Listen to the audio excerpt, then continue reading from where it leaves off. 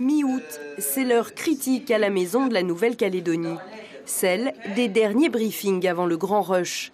Car bientôt, des dizaines de jeunes Calédoniens vont débarquer du Caillou pour poursuivre leurs études dans l'Hexagone. Des jeunes un peu déboussolés qu'il va falloir accompagner et guider. C'est la seconde fois que Sébastien participe à l'accueil de ces petits nouveaux. Pour les associations, en fait, de sorte à ce qu'ils soient joignables sur place. Lui est arrivé il y a 3 ans et comme une dizaine de camarades, il renforce cet été les équipes de la MNC.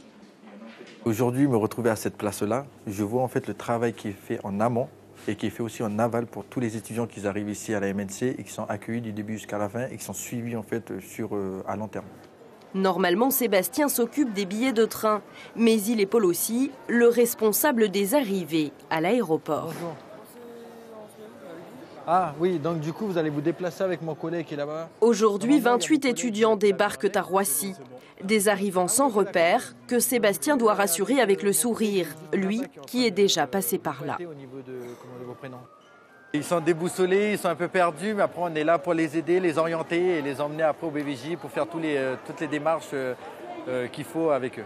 On le voit dans le lien qu'ils ont, le fait d'être déjà passé par là, ils voient leurs collègues arriver, ça leur renvoie aussi à leur première arrivée, à leur première venue. Et puis tout un chacun aussi, moi ça me rappelle aussi la première fois que je suis arrivé à Paris, quoi.